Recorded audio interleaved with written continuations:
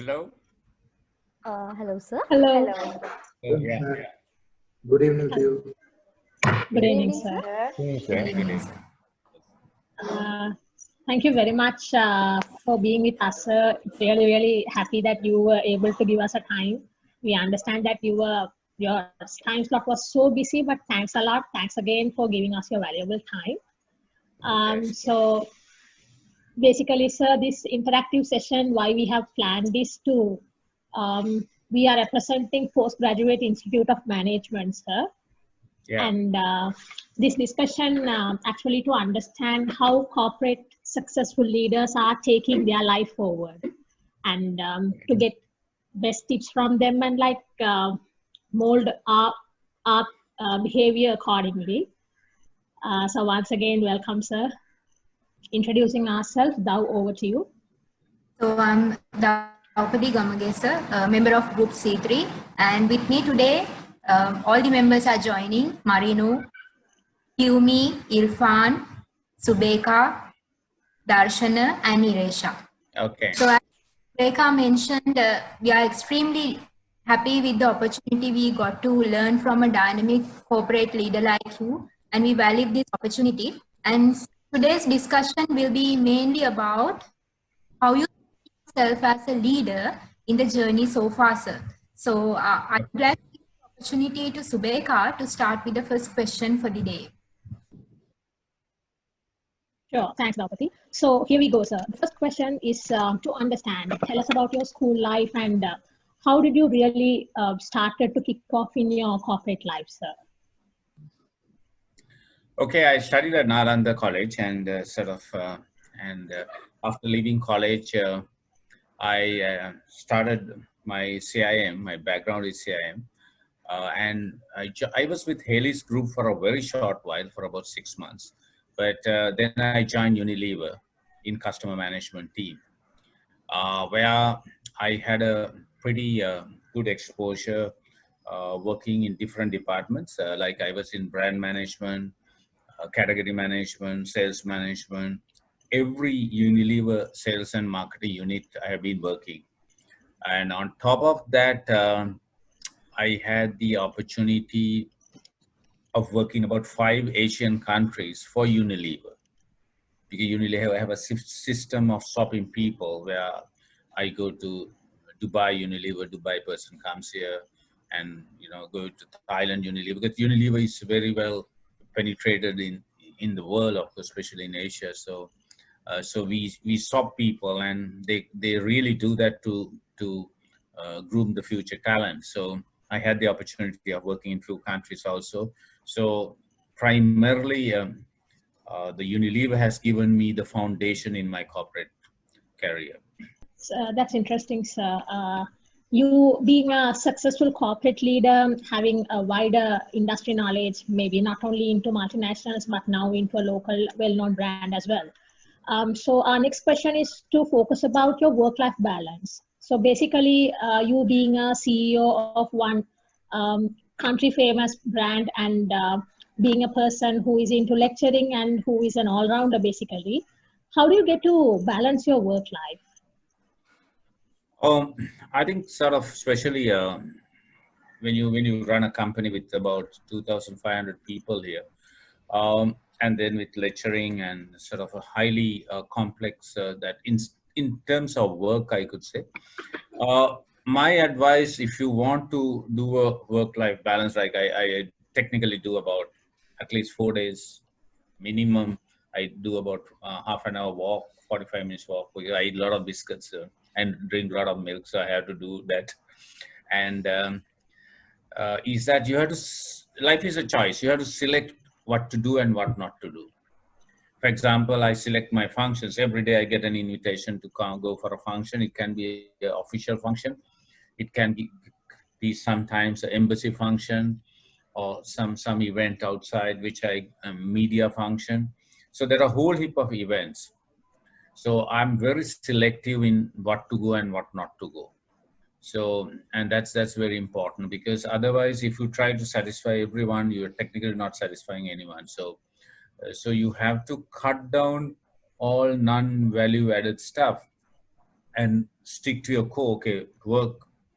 If you take work also, I technically work 8 to 5, but hardly work beyond that unless there's very extra work. And I don't ask my people also to work unless there is some now COVID. There are a few things that we have to do, and it's unplanned stuff. So you may work a little extra, but by and large, and then Saturday, Sunday, I don't disturb them. They have their own, because sometimes people have a feeling that the more you work, the better it is. There's nothing like that. It's all depends on your quality output. Like studies, sometimes you can study 8 hours for a day, get an ordinary pass, and only study 2 hours and get a extraordinary result. So it's all about the efficiency, right? So it's very important when you talk about time management, you have to realize what not to be done. I'm on a Skype one. Give me what happened. Okay. So it is even for you, my advice is that when you're doing MBA at PIM, what you should do is that because you have to manage your family life, or then the work life and the study life and the health, perhaps you don't want to touch your certificate with a lot of illnesses, so you have to manage it. So it's a choice that you have to make, right? And my advice is that cut down unnecessary things that you do. Even watching of TV, I'm very selective of watching TV. I generally don't watch TV, and I get I just watch TV highlights for about 10 minutes. That's it. But I love to watch cricket, or I love to watch a rugby match, which most of the international matches, which it gives me a pleasure. So I do that. So I'm very selective. So rather than, that's how I try to manage. Just right. Okay. I hope that's something which you have to do it. Yeah. Yes, thank you very much, sir. Thanks a lot. Now over to you.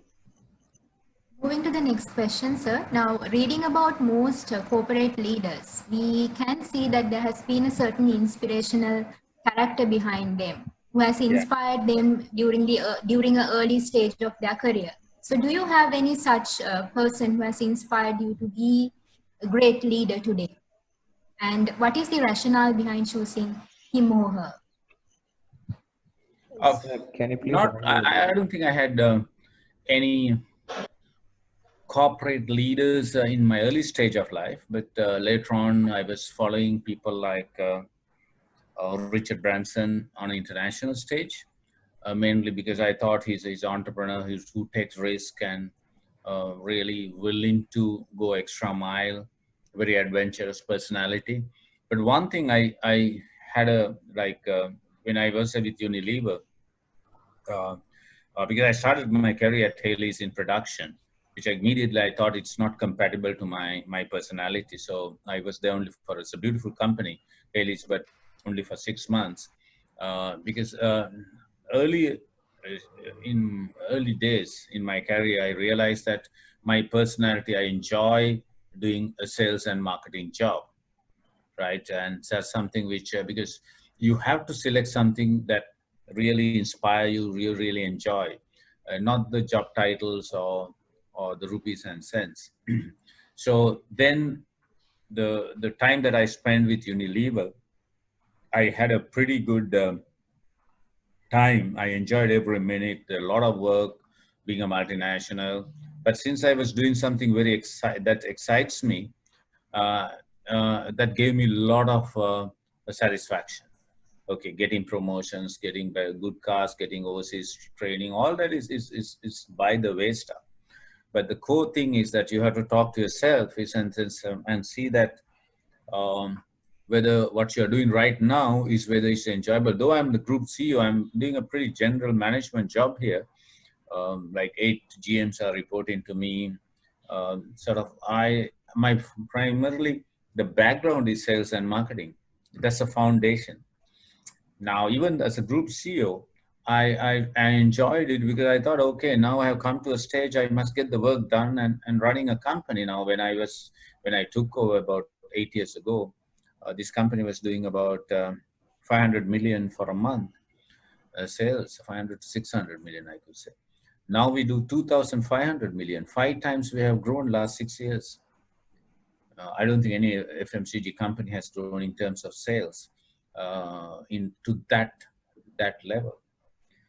right? So we have done some very exciting stuff. So but though I didn't have a hero, but later on I do model certain people like Richard Branson. Even in sports, I model All Blacks, because All Blacks is a team that has won as the highest success rate for any sport. If you do a Google search, they have last 100 years as a team sport. Not only rugby, cricket, or any team sports, they are the most successful in during the last 100 years. So to get into that position, the success rate is roughly about 80%. They must have done something very unique in terms of as a team, because I have to manage a big team here. So what All Blacks have done, you can put that into your corporate life. You understand what I mean? So that's something. For example, All Blacks always have a system trying to be extremely humble in their approach. The tags are only temporary. So when they wear the All Black jackets, they say, okay, this is temporary. So I have to be very humble, though I'm a world-class player. And second is that I want to be, in terms of, it's a sheer hard work, and they practice roughly about 800 minutes to play 80 minutes. So they strongly believe there's nothing simple comes. But you see the frontline success is only the screen server. It's a backend. They do a lot of work. Some of the physical exercises they do, they say it's humanly impossible. So they want to beat Australia. They want to beat the England team. They say we have to be at least 20, 30% better than the best team in the world. So they raise the bar. So in corporate world also, take your own personal life. If you work hard and raise the bar in this competitive environment, you lose the game.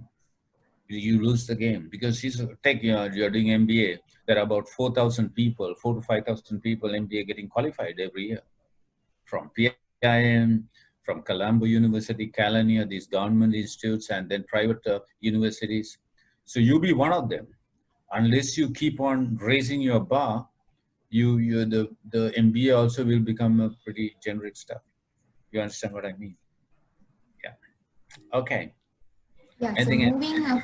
moving forward from that question itself, now most of us have a specific milestone or turning point in our life, which we realize we have the potential to achieve more in our life. We are not doing actually at our level best. So even maybe at your school level, or right after you started your job, is there any specific milestone in your life which you realized people believe in yourself and you have the potential to be a great leader one day? Oh, I think that levers. I was selected to go to London for a very senior management training program at the Ashford University. When I got selected, because all the senior people were there, and I was the most, in terms of my age and my position, I was in junior type of manager. I realized that I do have the potential. When I asked from the chairman at that time and the marketing director, they say, no, Ravi, this is though you are going to a very senior program, based on your potential, we have selected you.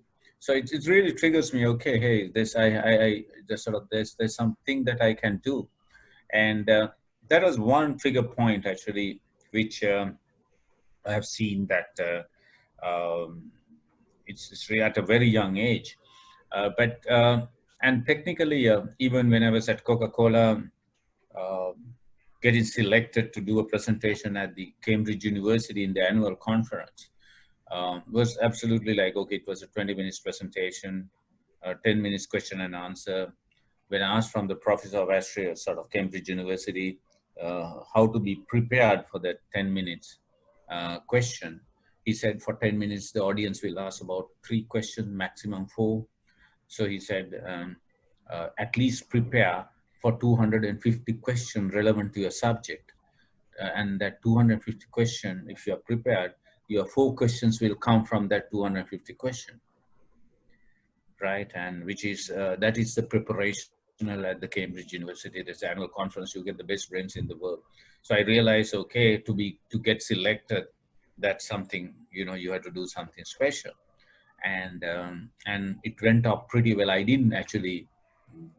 have not done 250 questions, but I did about 100, 110 questions from my subject, because I did thematic advertising. I did a research on thematic advertising. So and use of celebrities. So it is something. What I've learned in my life is that if you select some area which really you enjoy, and continuously you have to upgrade your knowledge, and that's something people have to do, and then you will be noticed by your organization, and that's very crucial. But as a leader, more than the technical knowledge, when you go up, your skills should be on a softer skill area also you have to develop, because people are qualified, and now when we recruit people, we do sometimes senior level psychometric testing. We like to work with people with a positive mindset, and more kind of a softer skill side, because the hard skills like marketing, sales, human resource, supply chain, finance, all those are technical skills. That's the cake. So everybody and the qualification, your technical skills, the qualification, all that, your experience and qualification. Technically, it's very difficult to differentiate in today's world. But if you have the softer skill side, the winning or losing at a senior level, middle to senior level happens there. To give you an example is that if you have a mindset, okay, every obstacle that comes through, I'm going to go through with solution focus approach, you are in the game. I'll give a simple example. When COVID happens on the 20th of March, a lot of people, it was an unknown thing.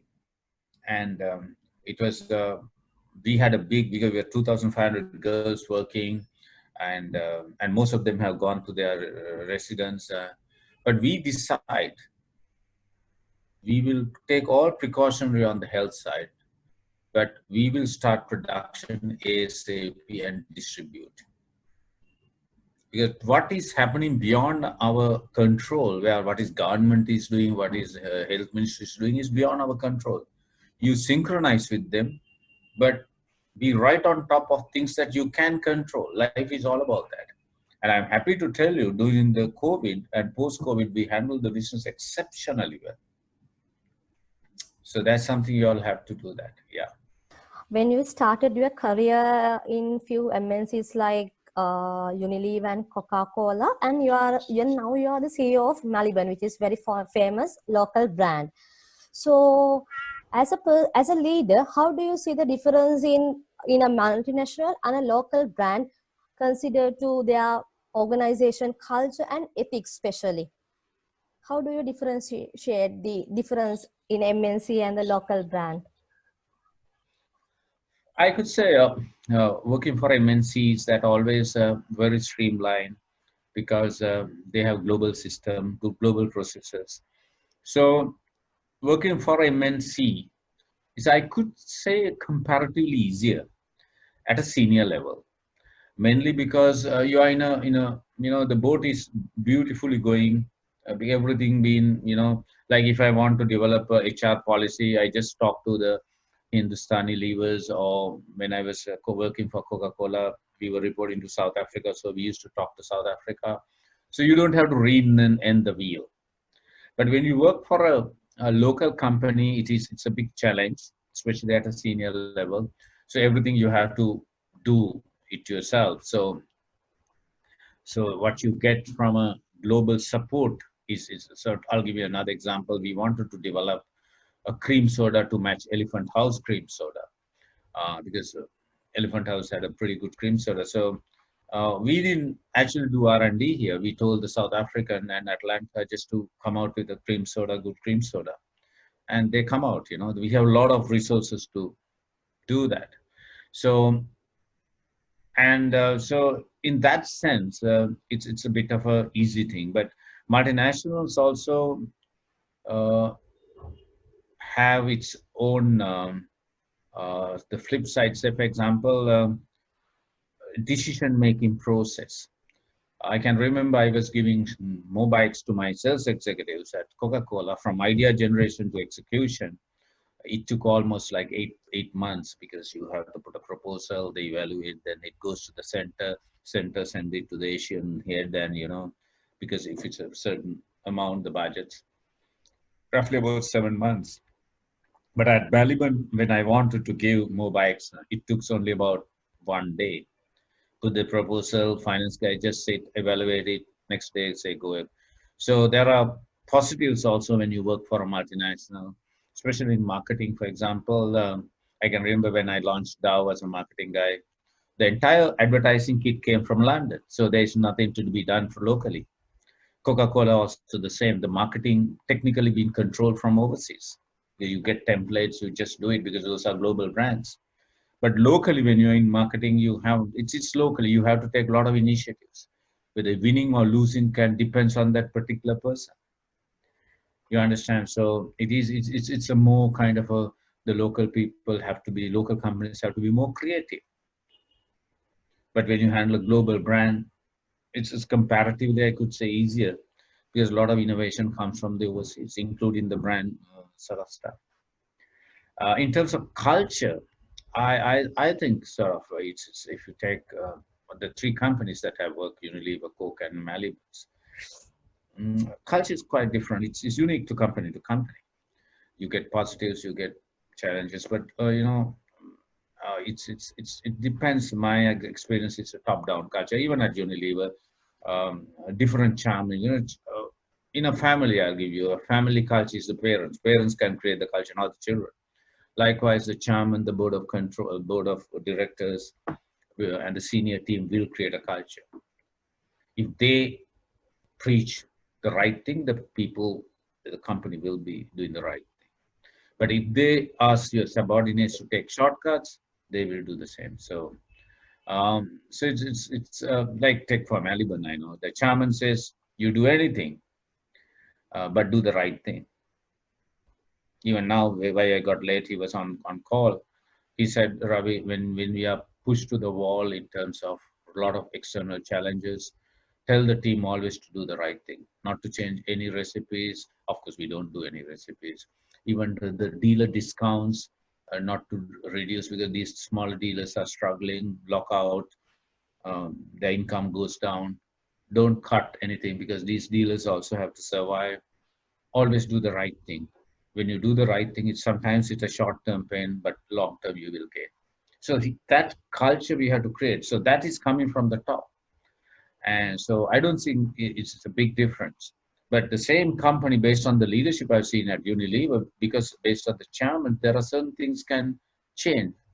There can be a leader who is really comparatively giving high margin for mistakes. But another chairman can come, because Unilever every 3 years the chairman changes. For any small mistake will punish hard. There are small changes here and there can come in. Again, it depends on the leader. How do you see yourself different from the other personalities in the corporate? So how do you differentiate your personalities from among other corporate people? Yeah, sort of my for me, I really don't know what other people's personalities. I don't have much clue about, and I don't try to compare myself with any other leader, to be very frank. But what I do is that, especially since I run a company here with a lot of responsibilities, I try to challenge my own performance as a model. I do that. I'll give you a simple example. I do a lot of public speaking, both here and overseas. What I try to do is that I try to compare myself, my public speaking ability against some people. Like I study even Barack Obama. If you want to learn how to do public speaking, see how Barack Obama speaks, one of the best speakers in the world, right? You go to some YouTubes, you will see that. So it is something which you try to model yourself what you want to achieve, and as a leader you have to always uh, increase. If you want to raise your bar, and that's a must, whether you are a leader or you, because everyone in their own way are leaders. So in that sense, you have to benchmark yourself with the best in the industry. When you said in today's globalization, you can take local heroes as well as the global heroes and benchmark and learn from them. right? And that's something which you have to do. And since I love cricket, since I love Formula One races and rugby, I try to get certain things from those sports also to my corporate life. Like take Formula One, the changing of tires they do within 2 to 3 seconds, all four changes of tires and adjusting brakes is a sheer team effort. How people get synchronized. In most of the organization, if the departments are not synchronizing, you can't get the best output. You understand what I mean? I have seen a research done. The real competition is outside than the outside. Your competitors outside, but the real competition is within the organization. Like when I joined Maliban now and 10, 80 years ago, and now we have changed the culture to a great extent. We had a very departmentalized culture. Now departments are working together to satisfy the external customers. So that is something which we have been doing it during. So my advice to you is that you try to model yourself to achieve your objective.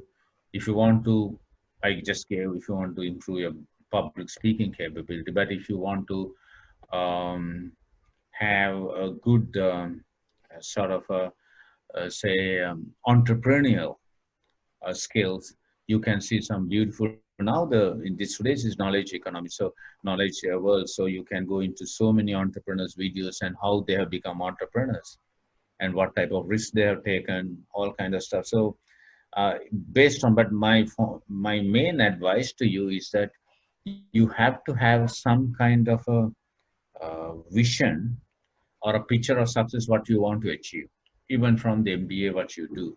So as you mentioned earlier that you have done some changes in Maliban, and we would like to know what are the that key challenges you have faced in bringing that transformational changes into Maliban as a senior member of the strategic management team. Oh, some of the changes what we have done is that see to become successful you have to do the fundamentals right. That's for any, you take your personal life. Uh, Doing dramatical, very exciting stuff is secondary. So you have to do the fundamentals right. I'll tell you in FMCG, the fundamentals are you have to have a good product quality. And that we had actually when I joined also the quality, they didn't have any issue. Number two is that you have to do the right distribution. Now, in Sri Lanka, there are about 140,000 outlets. At least companies like Unilever, they distribute to about 90,000 directly, their sales reps go. So you have to send your rep at least to 80,000 outlets, but we were covering roughly about 40,000 outlets. So we were lacking in that fundamental. So we increased the distribution gradually to hit to that 90,000 level. Now we are in 90,000 outlets. So, and then you can have a beautiful product, well distributed. You have to talk to customers. Customers should know what we are doing. So the marketing, when I joined, it was a very small marketing activities. So both above the line, below the line, product sampling, activation, all that, we really raised the bar, right? So then you have that fundamentals again, right? And then you talk about the management structure itself, how cohesive the team together, creating a positive culture, risk orientation. You take chances, fail, get up and go.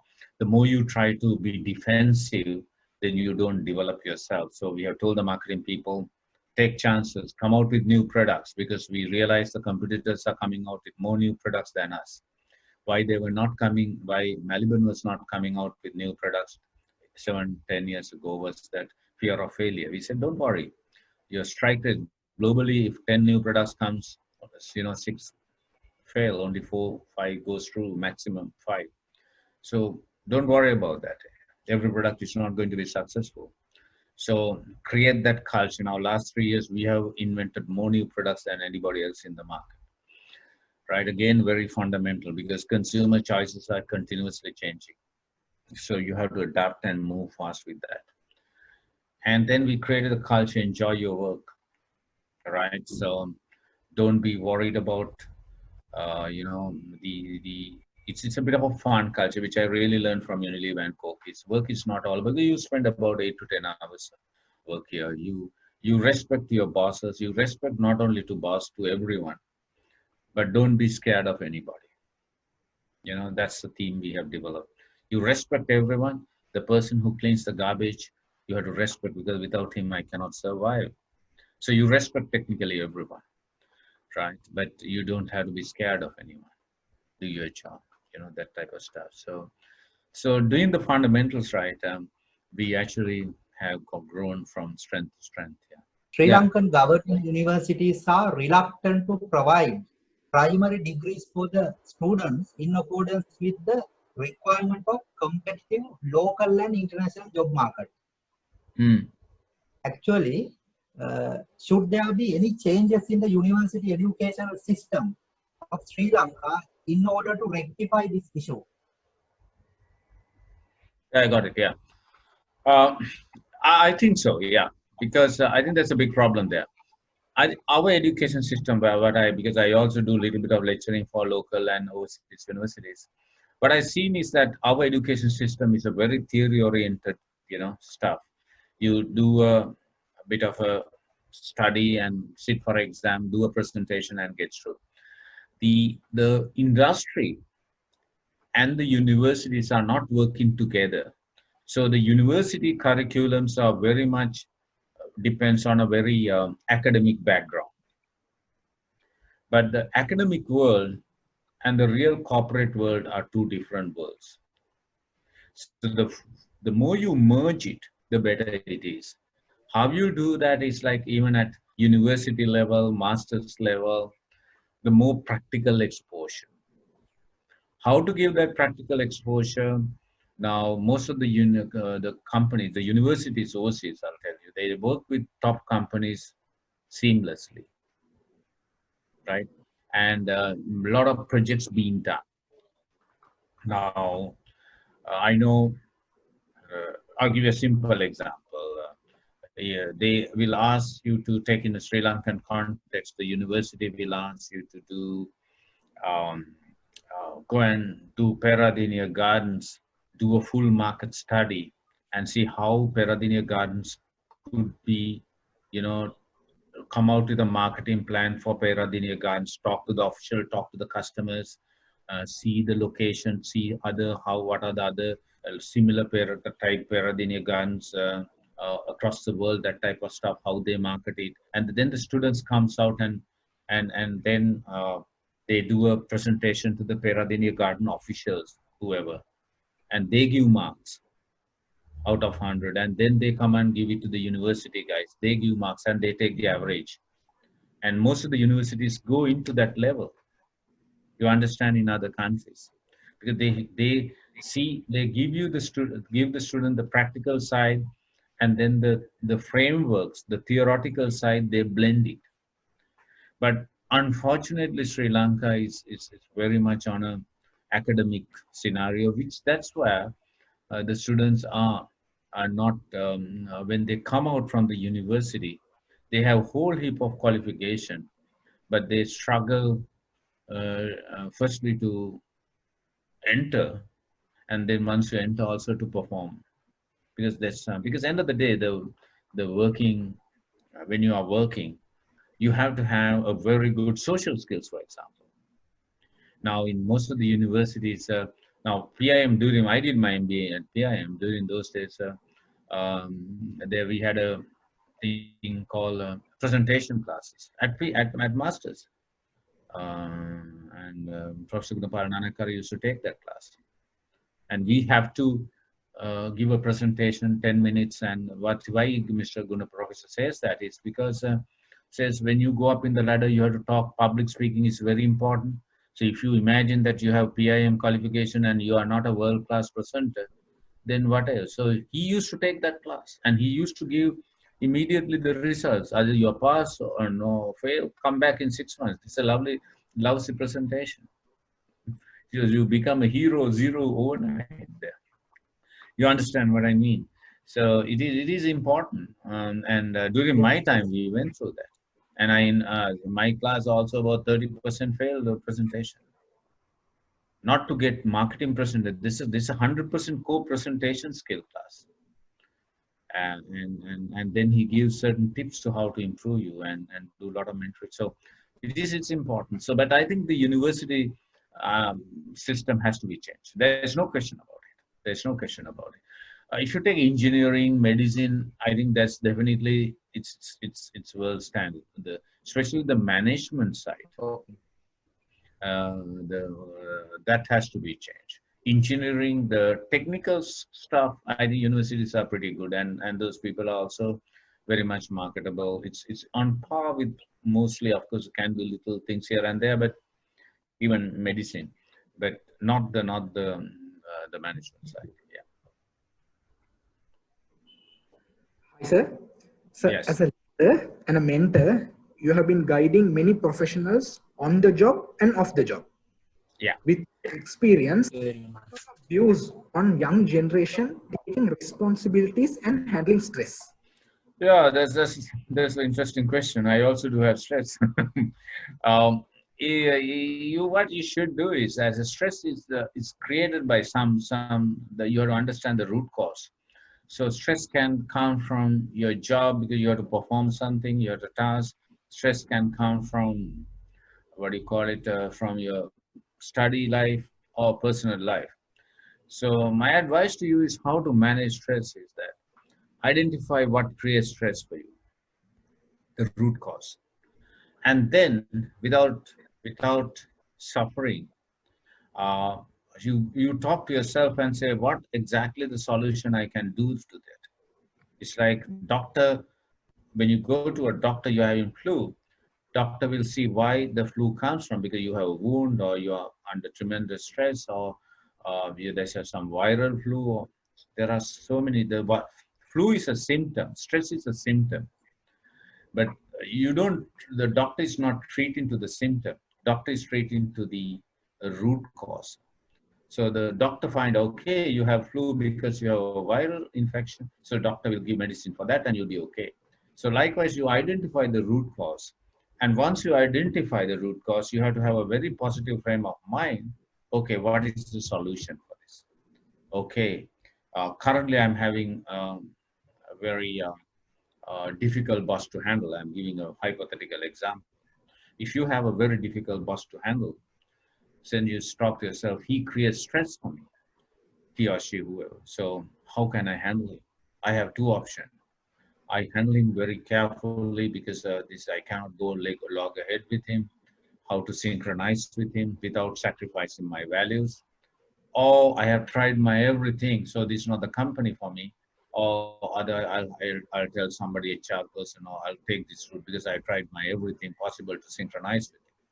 So you're more focused on the solution than the thinking. The stress, the biggest problem, without doing anything, if you suffer. So my advice is that don't suffer from stress if you immediately go for the solution. Identify the root cause and go for the solution. And when you have that habit, you will see that life become very interesting, exciting. I do have so many problems here.